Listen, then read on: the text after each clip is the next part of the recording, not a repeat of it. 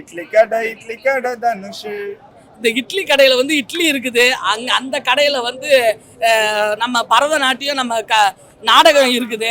படம் பார்க்க வந்த திருஷு. படம் பார்த்து இருக்கும் போதே நாங்கள் யோசிச்சு இருக்கோம், இந்த படத்துக்கு பாசிட்டிவா சொன்னா ஒரே அடியா என்ன சொல்லுவானுங்க, இவனுக்கு 200 ரூபாய் ஊப்பிடா இன்னும் உதயநிதிக்காக பாசிட்டிவா சொல்றாங்கன்னு சொல்லுவாங்க. உங்களுக்கு எப்பவுமே மவுசு குறையாது உங்களோட ரவுசு.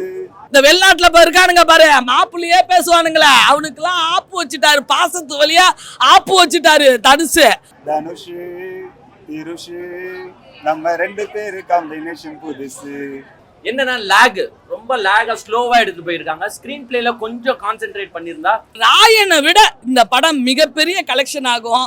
அந்த அளவுக்கு வெளிநாட்டுக்கு போய் ஒரு எம்பையர் ரோட்ல வேலை செஞ்சுட்டு திரும்பி வரப்ப அப்பா செத்துறாரு. அதுக்குன்னு நானும் ஒன்னும் 10 வாட்டி பார்க்கலாம் 15 வாட்டி பார்க்கலாம்னு கதெல்லாம் சொல்ல மாட்டேன். இந்த மாதிரி இட்லி கடைன்னு ஒரு டைட்டில் வச்சுட்டு படம் ஃபுல்லா வந்து விசுவாசத்தையும் வாசத்தையுமாடா காட்டுவீங்க.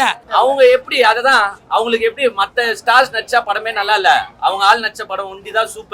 எல்லாமே எவ்வளவு கோடி தெரியும்ல. ஏன் சாமி கொலசாமின்னு ஜிவி பிரகாஷ், ஐயோ கொலசாமி உனக்காந்த நிலைமை. இட்லி கடை தனுஷ். எல்லாரோட அவங்கவுங்க ரோலுக்கு எப்படி நடிக்கணுமோ அதுக்கு ஏத்த மாதிரி கரெக்டா நடிச்சிருக்காங்க எல்லாருமே.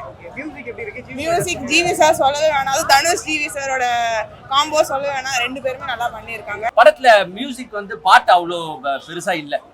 ஒரே ஒரு பாட்டு வந்து அவங்க அப்பா பாட்டு ஒட்டி நல்லா இருக்கு. மற்றபடி பாட்டுகளுக்கு கொஞ்சம் இம்பார்ட்டன்ஸ் கொடுத்து ஒரு 2 பாட்டாச்சு கொஞ்சம் நல்லா எடுத்திருந்தாங்கன்னா உட்காந்து இன்னும் கொஞ்சம் இன்ட்ரெஸ்டிங்கா பார்க்கலாம். இட்லி கடை தனுஷ். ஒரு எத்துனாலும் எடுத்து தொண்டை மேல விடுவாரு பாரு அருண் விஜய, அதோட போய் ஹாஸ்பிட்டல்ல படுத்துருவாரு. இது முருகன் இட்லி கடையோட வேணா நீங்க கம்பேர் பண்ணலாம், ஏன்னா அவர் பேரும் முருகன் இவரு பேரும் முருகன் படத்துல. அதோட வேணா கம்பேர் பண்ணலாம், அதுவும் இட்லி கடை இதுவும் இட்லி கடை. அப்படி கம்பேர். மாதம்பட்டி ரங்கராஜ் எங்க இந்த சீன்ல வராருன்னு எனக்கு தெரியல. அவரு கதை இப்ப வேற கதை போயின்னு இருக்கு தெரியுதுல. அதை வேணா விஜயோட கம்பேர் பண்ணி பேசுங்க, கூடிய சீக்கிரம் வேற கதை போவோம். எல்லாரும் இந்த क्वेश्चन ஏன் கேக்குறாங்க, ஏன் இப்படி ஒரு क्वेश्चन வந்ததுன்னு எனக்கு தெரியல. படத்துல எங்கேயுமே லாக் இல்ல, எமோஷனலா எப்படிங்க காட்டுறது? ஒரு அழணும், ஒரு நம்மளுக்குள்ள இருக்க ஒரு ஃபீலிங்ஸை காட்டணும்னா ஃபாஸ்டா கொண்டு போக முடியாது. அது எந்த இடத்துல லாக் ஆனமோ அங்கதான் லாக் இருக்கே தவிர கதையா லாக் கிடையாது. கையிலையும் தூக்கிட்டு போயிட்டான், கடையும் தூக்கிட்டு போயிட்டான், கடைசியா இவனை அடிச்சுட்டு தான் நான் ஜெயிலுக்கு தான் போகணும்னு அவரும் சூப்பரா நடிச்சிருக்காரு. இப்படி போலீஸ் அடிச்சு யாரு இந்த லியோ படத்துல விஜய் வந்து பாத்தீங்கன்னா போலீஸே அடிப்பாரு, கஞ்சா கடத்துவாரு. இதெல்லாம் பாக்குற அவரோட ஃபேன் என்ன தெரியுமா பண்றான், போலீஸை முறைக்கிறான். நம்மளோட மேல் தட்டத்துல இருக்கவங்க நம்மளுக்கு கீழே இருக்கவங்கள என்ன வேணா பண்ணலாம், என்ன வேணாலும் பண்ணக்கூடியவங்க. பணம் பலத்தினாலும் பணம் இருக்கிறவங்க பதவியை எப்படி தனக்குன்னு பயன்படுத்தி இல்லாதவங்களை எப்படி அழிக்கணும்ன்றத வந்து அழகா காமிச்சாரு. சத்யராஜ் கேரக்டர் சரியாவே போட்டிருப்பாரு. அவரு நல்லவரா கெட்டவரா, அவர் என்ன செய்ய வராருன்றத லாஸ்ட் வரைக்கும் அந்த கேரக்டருக்கு நல்ல வெயிட்டேஜ் தராதனால கொஞ்சம் லாக் ஆயிடுச்சு. மற்றபடி ஓகே. எங்கேயுமே அன்வான்ட் சீன்ஸ் இல்லை, ஒரு ரொமான்டிக் சீன் இல்லை, எதுவுமே இல்லை. கடைக்கு என்ன தேவையோ அது அழகா பண்ணியிருக்காங்க. விஜய் ரசிகர்களுக்கு வந்து அவங்க படத்தை தவிர்த்து கோட்டு, லியோ, வேலாயுதமே, வேட்டைக்காரனு, பீஸ்ட், இந்த சுறா, புலி இந்த மாதிரி பிளாக் பஸ்டர் படத்தோட தான் கம்பேர் பண்ணுவாங்க. ஸோ அவங்களுக்குலாம் வந்து இதெல்லாம் வந்து ஒரு கேவலமான படமா தான் இருக்கும். அவங்கலாம் பிளாக் பஸ்டருங்க, அவங்களாம் ஹாலிவுட் ஹீரோ. அவர்லாம் கடலுக்குள்ள புகுந்து போய் வர படம் தான் அவர்லாம் பண்ணுவாரு. நீ வெளிநாட்டுல போயிட்டு கோடி கோடியா சம்பாதிக்கலாம், வெளியூருக்கோ வெளிநாட்டுலயோ எங்க வேணாலும் போயிட்டு நீ கோடி கோடியா சம்பாதிக்கலாம். ஆனா பெத்தவங்க கூடயும் தான் பெத்த பிள்ளைக்கு ஒரு வாய் சோறு ஊற்றுற அந்த ஒரு ஃபீல் வெளிநாட்டில் நீ எவ்வளோ சம்பாதிச்சாலும் கிடைக்காது. ஸோ அதை மிஸ் பண்ணிடாதீங்க தயவு செய்து. உங்கள் சொந்த மண்ணில் நீங்கள் 10 ரூபா சம்பாதிச்சாலும் ஃபேமிலியோட சந்தோஷமாக வாழ்ந்துட்டு போங்க அப்படிங்கிற ஒரு விஷயத்த சொல்லியிருப்பாங்க. ரொம்ப நல்லா இருந்தது. ஒரு சைடில் தனுஷ் வந்து ஆக்டிங்கில் மாஸ்க் காமிச்சா, அருண் விஜய் வந்து அவருடைய மாஸ்க் காமிக்கிறார். அது அழகாக இருந்துச்சு. ஆல்ரவுண்டர் தனுஷ், ஆக்டர் தனுஷ், ஹாசம் Dhanush, Idli Kadai Dhanush, actor, singer, poet, dancer, director Dhanush. அவனை போய் நீ ஸ்லோ பாய்சன் கொடுத்து சாவடி. கண்டிப்பா சொல்றேன்.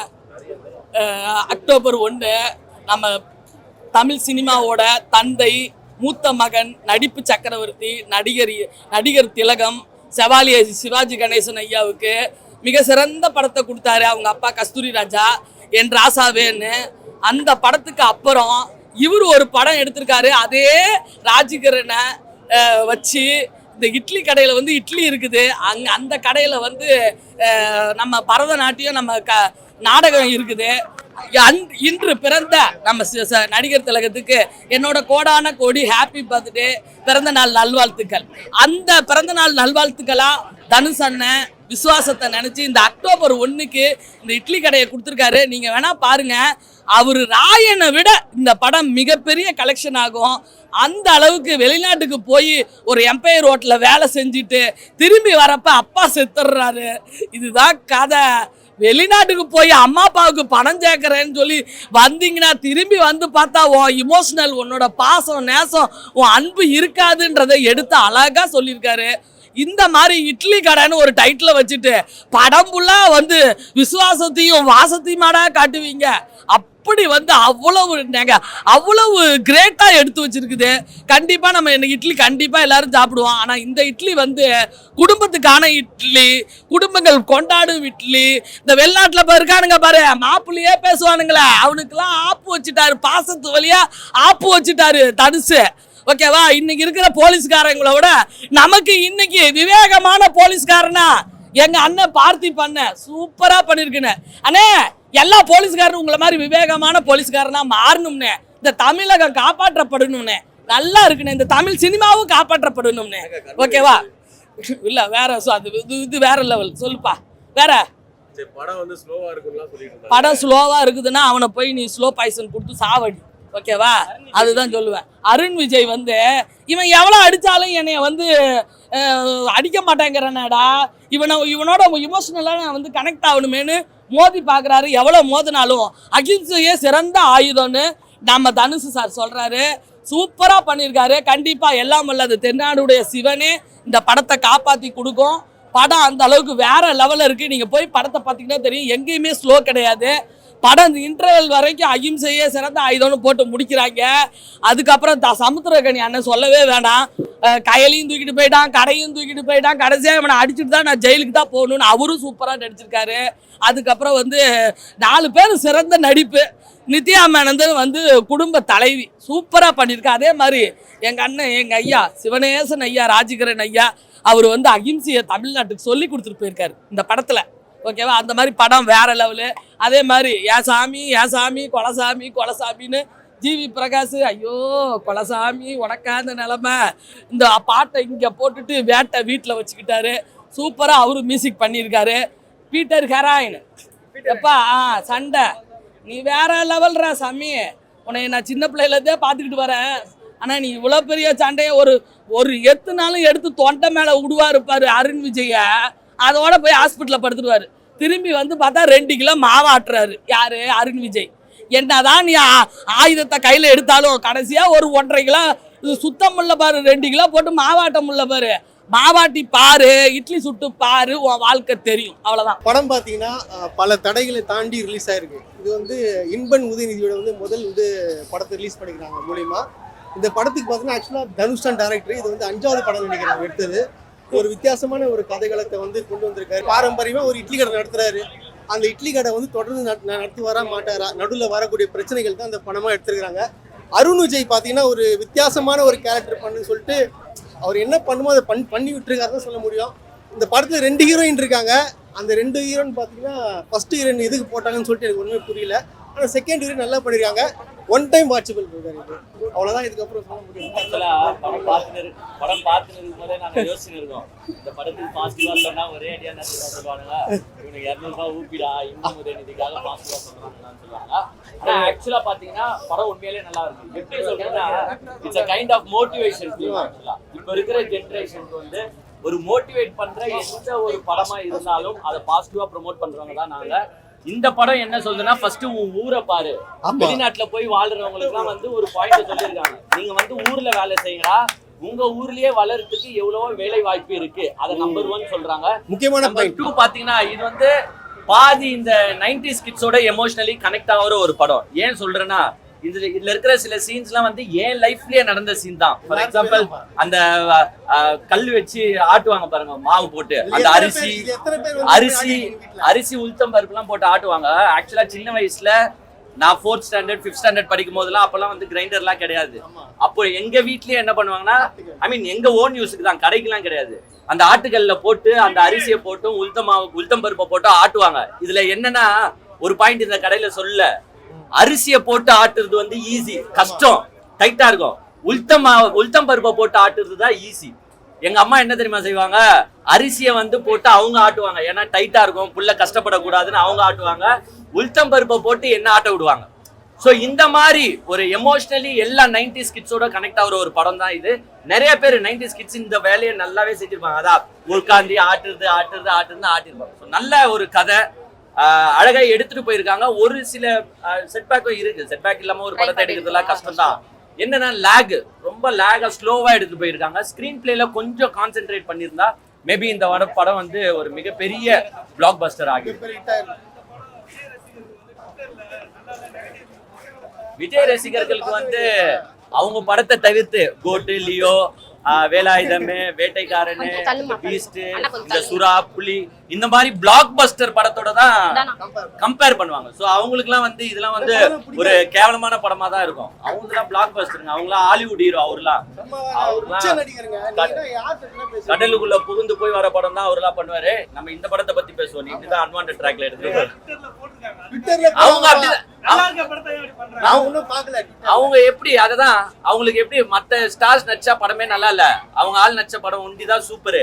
எல்லாமே எவ்வளவு கோடி தெரியும்ல, இந்த 200 600-700 கோடின்னு போயின்னு இருக்கணும். நெக்ஸ்ட் 1000 கோடி ஜனநாயகம் நடிக்கும் அந்த படத்துல நம்ம பார்த்துப்போம். கதை தனுஷ் ஆக்டிங் சூப்பரா இருக்கு. அந்த எளிமையான ஒரு கேரக்டரும் சரி, ஆமா ராஜ்கிரண் சரி, எளிமையான ஒரு கேரக்டரும் சரி, அப்புறமா வந்து பாத்தீங்கன்னா உங்களுக்கு அந்த ஐஃபைல தாய்லாந்து காட்டுற கேரக்டர்ஸும் சரி நல்லா இருக்கு. இதுல என்ன இன்னொரு செட் பேக் ஆகி போச்சுன்னா, சத்யராஜ் கேரக்டர் சரியாவே போட்டிருப்பாரு. அவரு நல்லவரா கெட்டவரா, அவரு என்ன செய்ய வராருன்றத லாஸ்ட் வரைக்கும் அந்த கேரக்டருக்கு நல்ல வெயிட்டேஜ் தராதனால கொஞ்சம் லாக் ஆயிடுச்சு. மற்றபடி ஓகே. என்னன்னா ஒரு மோட்டிவேஷனல் ஸ்டோரி, ஒரு யங்ஸ்டர்ஸை கனெக்ட் ஆகி உங்களுக்கு எப்படி அந்த பிசினஸ் மோட்டிவா எடுத்து போகணும்னு அழகா சொல்லியிருக்காரு. ஆக்சுவலா அவரு ப்ரொடக்ஷனும் டிரெக்ஷனும் பண்ணல, டிஸ்ட்ரிபியூஷன் தான் பண்ணாங்க. ஸோ கதைக்கும் அதுக்கும் அவருக்கும் எந்த சம்பந்தமும் இருக்காது. யாருன்னா ஒரு கதையை பண்ணி வச்சிருப்பாங்க, சரி நாங்க டிஸ்ட்ரிபியூட் பண்றோம், அந்த ரைட்ஸ் தான் வாங்கியிருப்பாங்க. ஸோ நல்லா இருக்கும் நல்லா இல்லையோ அவர் எடுத்து டிஸ்ட்ரிபியூட் பண்ண போறாரு. பட் படம் ஓகே. அதுக்குன்னு நானும் ஒன்றும் 10 வாட்டி பார்க்கலாம் 15 வாட்டி பார்க்கலான்னு கதெல்லாம் சொல்ல மாட்டேன். ஒரு ஃபேமிலியா வந்து நீங்க வந்து ஒரு மோட்டிவேஷனல் ஸ்டோரி மாதிரி பார்க்கணும். மோட்டிவேஷனல் கதைலாம் எங்கெங்க வருது இப்போ உங்களுக்கு என்ன கதை, கஞ்சா கடத்துற கதை, போலீஸ் அடிக்கிற கதை. இப்படி போலீஸ் அடிச்சு யாரு இந்த லியோ படத்துல விஜய் வந்து பாத்தீங்கன்னா போலீஸே அடிப்பாரு, கஞ்சா கடத்துவாரு. இதெல்லாம் பாக்குற அவரோட ஃபேன் என்ன தெரியுமா பண்றான், போலீஸை முறைக்கிறான், போலீஸ் அடிக்க போறான், போலீஸ் சொல்ற ஒரு வார்த்தையும் கேட்கல. இவ்வளவு பிரச்சனையிலையும் கூட்டுறது இவனுங்க. ஆனா எடுத்துட்டு போய் லாஸ்ட்ல யார் மேல போய் போடுவாங்கன்னா அரசாங்கம் மேல. இப்படிதான் வந்து ஒரு தலைவன் வந்து ஒரு ரசிகனை நேவிகேட் பண்ணிருக்காரு. அப்படி இருக்கிற இடத்துல ஒரு நடிகர் வந்து ஒரு மோட்டிவேஷனல் ஸ்டோரியா ஒரு கதையை எடுத்தா அதை அப்ரிஷியேட் பண்ண வேண்டிய இடத்துல நாங்க இருக்கோம். நல்லா இருக்கு படம், ஒன் டைம் வாட்சபிள், சூப்பரா இருக்கு. ஆனா எனக்கு ஒரு செட்பேக் என்னன்னா, படத்துல மியூசிக் வந்து பாட்டு அவ்வளோ பெருசா இல்ல. ஒரே ஒரு பாட்டு வந்து அவங்க அப்பா பாட்டு ஒட்டி நல்லா இருக்கு. மற்றபடி பாட்டுகளுக்கு கொஞ்சம் இம்பார்ட்டன்ஸ் கொடுத்து ஒரு 2 பாட்டாச்சு கொஞ்சம் நல்லா எடுத்திருந்தாங்கன்னா உட்காந்து இன்னும் கொஞ்சம் இன்ட்ரெஸ்டிங்கா பார்க்கலாம். நான் இப்போ வந்து ஒரு பாயிண்ட் தான் ஆதரவா சொன்னேன், 10 பாயிண்ட் செட் பேக்கா தான் சொல்லியிருக்கேன். அது அவங்க சொல்றது இல்ல, நானே ஃபர்ஸ்டே சொல்லிட்டேன். 1வது நிமிஷமே பாத்தீங்கன்னா நானே சொல்லிட்டு பாசிட்டிவா சொன்னா இப்ப இன்பன் உதயநிதி படம் அதனால சொல்லுவாங்க நல்ல படத்தை நல்லா இருக்குது. இப்போ நான் பாசிட்டிவா சொன்ன உன்ன ஒண்டி அப்படியே தமிழ்நாட்டு மக்கள் எல்லாம் உட்காந்து பாத்துருப்பாங்க. இப்போ இங்க போயின்னு இருக்காங்க, எல்லாருமே பாசிட்டிவா தான் சொல்றாங்க, அவங்களாம் பொய்யா சொல்றாங்க. சோ நல்லா இருந்தா நல்லா இருக்குன்னு சொல்றோம், நல்லா இல்லைன்னா நல்லா இல்லைன்னு சொல்றோம். வேற என்ன செய்யணும், நல்லா இருக்கு எமோஷனலி கனெக்ட். அதுதான் நான் ஏன் எமோஷனலியே எடுத்துட்டு வரேன்னு, நானே இதை பண்ணிருக்கேன், நானும் வந்து மாவாட்டி இருக்கேன். எங்க அம்மா வந்து எனக்கு அதை பார்த்த உடனே அந்த சீன் தான் வருது. அரிசியை போட்டு அரைக்கும் போது கஷ்டமா இருக்கும். எங்க அம்மா அப்பா சொல்லுவாங்க, டேய் நீ அரிசி இது பண்ணாதடா, நீ உளுத்த பருப்பு போட்டு பண்ற, அது கொஞ்சம் ஈஸியா இருக்கும். இதுல என்ன தண்ணி ஊத்துனா இன்னும் கொஞ்சம் ஈஸி ஆயிடும். நம்ம தண்ணியை நிறைய ஊத்திடுவோம், அதை அம்மா பார்த்தா திட்டுவாங்க, டேய் தண்ணி கம்மியா ஊத்துன்னு. சோ இந்த மாதிரி எமோஷனலி கனெக்ட் ஆகிற ஒரு படங்கள் வருதுலாம் அதுக்கு சம்பந்தமே கிடையாது. தனுஷே சொல்லிட்டாரு ஆல்ரெடி, சம்பந்தமே இல்ல. இது முருகன் இட்லி கடையோட வேணா நீங்க கம்பேர் பண்ணலாம், ஏன்னா அவர் பேரும் முருகன் இவரு பேரும் முருகன் படத்துல. அதோட வேணா கம்பேர் பண்ணலாம், அதுவும் இட்லி கடை இதுவும் இட்லி கடை. அப்படி கம்பேர். மாதம்பட்டி ரங்கராஜ் எங்க இந்த சீன்ல வராருன்னு எனக்கு தெரியல. அவரு கதை இப்ப வேற கதை போயின்னு இருக்கு தெரியுதுல. அதை வேணா விஜயோட கம்பேர் பண்ணி பேசுங்க, கூடிய சீக்கிரம் வேற கதை போவோம். இந்த கதைலாம் அந்த கதை கிடையாது. அவர் கதையே வேற கதை ஆயிட்டு இருக்கு, அது அப்புறம் பேசுறோம். நல்லா இருக்கு, நல்லா படம். ஒன் டைம் படம் எப்படி நல்லா இருந்தது, ரொம்பவே நல்லா இருந்தது. ரொம்ப சந்தோஷமா இருக்கு. ரொம்ப நாளைக்கு அப்புறம் ஒரு ரிவ்யூ கொடுக்குற ஒரு எஃபெக்ட் கொடுத்த ஒரு நல்ல படம் கொடுத்துருக்காரு. Thank you Dhanush sir. படத்துல ஏதாவது லாக் இருக்கா மேம்? லாக் இல்ல. எல்லாரும் இந்த கொஸ்டின் ஏன் கேக்குறாங்க, ஏன் இப்படி ஒரு கொஸ்டின் வந்ததுன்னு எனக்கு தெரியல. படத்துல எங்கேயுமே லாக் இல்ல. எமோஷனலை எப்படிங்க காட்டுறது, ஒரு அழனும் ஒரு நம்மளுக்குள்ள இருக்க ஒரு ஃபீலிங்ஸை காட்டணும்னா ஃபாஸ்டா கொண்டு போக முடியாது. அது எந்த இடத்துல லாக் ஆனமோ அங்கதான் லாக் இருக்கே தவிர கதையா லாக் கிடையாது. ஐயோ லாக் ஆயிடுச்சு வாங்கப்பா, ஜென்ஸ் எல்லாம் பாப்பெல்லாம் வந்து தம் அடிக்க எழுந்து போயிடுவாங்க, ஃபோன் பேச எழுந்து போயிடுவாங்க, பாத்ரூம்க்கு எழுந்து போயிடுவாங்க. அந்த மாதிரி எழுந்து போற மாதிரி எந்த லாகுமே இந்த படத்துல இல்லை. அப்படி யாராவது ஒரு ரிவ்யூ கொடுத்தா அது பொய்யான ரிவ்யூ நானே சொல்றேன். ஏன்னா படம் நம்ம எல்லாரோடய கனெக்டா இருக்கும். நீங்களே போய் பார்த்தாலும் ஏதோ ஒரு சீன் நம்மளோட கனெக்டா இருக்கும். நம்ம எல்லாருமே அப்பா அம்மா மூலியமா தான் இந்த உலகத்துக்கு வந்திருக்கோம். அவங்க தான் நம்மள எல்லா விதத்துலையும் வழி நடத்துறாங்க. இது மூட நம்பிக்கைன்னு கிடையாது, தெய்வம் தான் நம்மளை வந்து வழி நடத்துறதை தாண்டி அப்பா அம்மா இறந்தாலும் அவங்களுடைய சோல் வந்து அவங்களோட ஆன்மா நம்ம கூட இருந்து எப்படி செயல்படுது, அவங்க தெய்வமா இருந்து நம்மளை எப்படி வழி நடத்துறாங்கன்றது அழகா சொல்லியிருக்காங்க. எங்கேயுமே எனக்கு லேகா ஃபீல் ஆகல. அடுத்து என்ன ஆகுன்றது அந்த எமோஷனல் உள்ள பெயின் வருது படம் பார்க்கும்போது நிறைய இடத்துல. ஆமா ரொம்ப எமோஷனலாக தான் இருந்தது. எனக்கு ரொம்ப கனெக்ட் ஆச்சு. நான் ஃபேமிலி அட்டாச்மெண்ட்டாக இருக்கவங்க, அப்பா அம்மா சர்க்கிளில் இருந்தவங்க, குடும்பத்தை விட்டு பிரிஞ்சு வாழ்றவங்களுக்கு வந்து இந்த படம் ரொம்பவே கனெக்ட் ஆகும்னு நினைக்கிறேன். அருண் சாருக்கு நல்ல ஒரு டைரக்டர்கிட்ட ஒர்க் பண்ணியிருக்காருன்னு சொல்லுவோம். ரொம்ப நேச்சராக அவர் நடித்த மாதிரி தெரியல. அந்த மாதிரி ஒரு சைக்கோஸ்லாம் நம்ம ஃபேமிலிக்குள்ள நம்ம ஃபேமிலின்னு கிடையாது, நம்மளுக்குள்ளே இருப்பாங்க, நம்ம ஃப்ரெண்ட்ஸ்குள்ளே இருப்பாங்க, எனிமிஸ் யாராவது நிறைய பேர் இருப்பாங்க, நமக்கு விரோதமானவங்க, அந்த மாதிரி ஒருத்தவங்க இருக்காங்க. அவர் லைஃப்லேயும் அந்த மாதிரி யாரோ ஒருத்தவங்க இருந்திருக்காங்கன்னு நினைக்கிறேன். அதனால தான் தனுஷ் சார் அதை கரெக்டாக எடுத்து பண்ணியிருக்காரு. ஏன்னா நம்மளோட மேல் தட்டத்தில் இருக்கவங்க நம்மளுக்கு கீழே இருக்கவங்கள என்ன வேணால் பண்ணலாம், என்ன வேணாலும் பண்ணக்கூடியவங்க, பணம் பலத்தினாலும் பணம் இருக்கிறவங்க பதவியை எப்படி தனக்குன்னு பயன்படுத்தி இல்லாதவங்களை எப்படி அழிக்கணுன்றதை வந்து அழகாக காமிச்சாரு. அதில் எப்படி மீண்டு வரணுன்றதையும் அழகாக வந்து அதுக்கு அகிம்சை தான் சரியான வழின்றதையும் அழகாக தனுஷ் சார் அவரோட ஃபேன்ஸ்க்கு அழகாக சொல்லியிருக்காரு. வேற என்னம்மா 10க்கு எவ்வளோ ஸ்டார் மேம்? என்னை பொறுத்த வரைக்கும் நான் தனுஷ் வரைங்க. இந்த படம் ஃபேமிலி அட்டாச்மெண்ட்டாகவும் சரி, ஒரு லவ்னா என்ன, லவ் கட்டி பிடிச்சிட்டு முத்தம் கொடுத்துக்கிட்டு ஊரை சுற்றிக்கிட்டு வர்றதுதான் லவ் கிடையாது. நம்மளுக்கு எல்லா விதத்துலையும் சப்போர்ட்டாக இருக்க ஒரு அழகான காதலையும் இதில் காமிச்சிருக்காரு. ஃபேமிலி ஓரியன்டாகவும் காமிச்சிருக்காரு. ஃபைட் ஒரு இடத்துல தான் இருந்திருக்காங்க, அந்த ஃபைட்டையும் ரொம்ப அழகாக காமிச்சிருக்காரு. ஏன்னா 10 ஆஃப் த 10 தான் கொடுப்பேன். தேங்க்யூ. நல்லா இருந்துச்சு மேம். ஃபேமிலி ஓரியன்ட், ஃபேமிலி எல்லாருமே சேர்ந்து வந்து பார்க்குறது தான். ஃபேமிலியோட நீங்கள் வந்து பார்த்து என்ஜாய் பண்ணிட்டு போகலாம். எந்த ஒரு ஐயோ என்ன இப்படி அப்படின்லாம் இருக்காது, ஹாப்பியாக நீங்கள் முடிச்சுட்டு போகலாம். படத்துல ஏதாவது லாக் இருக்கா? லாக் எல்லாம் எதுவுமே இல்லை. நீங்கள் வந்து உங்களுக்கு போகிற டைம் கரெக்டாக இருக்கும், உங்களுக்கு மூவி பார்த்துருக்க ஒரு ஃபீல் கிடைக்கும் கண்டிப்பாக.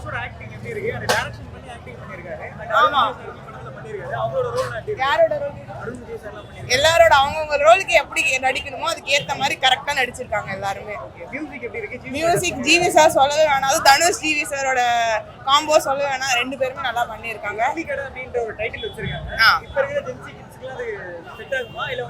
ஜென்சி கிட்ஸ்ன்னு சொல்ல முடியாது, ஒரு அம்மாவோட பையன் அப்பாவோட குழந்தை அப்படின்னா அவங்களுக்கு கண்டிப்பா அது ஃபீல் ஆகும். ஜென்சி கிட்ஸ் யாரா இருந்தாலும் எல்லாருக்குமே அவங்க அம்மா அப்பா இருக்கும், ஸோ அதுக்கேற்ற மாதிரி தான் ஆகும். எல்லாமே எல்லாருக்கும் பிடிக்கும். நித்யாமரன் ரொம்ப கியூட். அந்த காம்போ வேற, இந்த காம்போ வேற. அது வந்து அவங்களுக்கு வேற ஒரு ஃப்ரெண்ட்ஷிப்பா இருக்கும். இது ஸ்டார்டிங்ல இருந்தே அவங்களுக்கு ஒரு ஃபீலோட தான் இருக்கும். நல்லாவே கொண்டு வந்திருக்காங்க அவங்களோட இதையும்.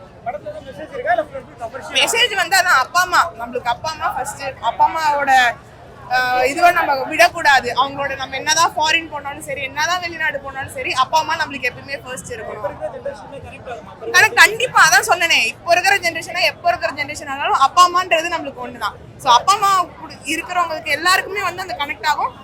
சிங்கிள் பேரண்ட்ஸா இருக்கவங்களுக்கும் கனெக்ட் ஆகும், அதே மாதிரி அப்பா அம்மா இல்லாம இருக்கவங்களுக்கும் கனெக்ட், எல்லாருக்குமே கனெக்ட் ஆகும். ரேட்டிங் 10க்கு நான் 10 நான் கொடுப்பேன். படம் ரொம்ப நல்லா இருந்தது. உண்மையிலே ரொம்ப காமாக, ரொம்ப ரிலாக்ஸாக. என்ன ஒரே ஒரு வருத்தம்னா ஃபேமிலியை கூப்பிட்டு வராமல் விட்டுட்டேனேன்னு ஃபீல் பண்ணுறேன். ஃபேமிலியோட உட்காந்து பார்க்கக்கூடிய நல்ல ஒரு மூவினே சொல்லலாம்.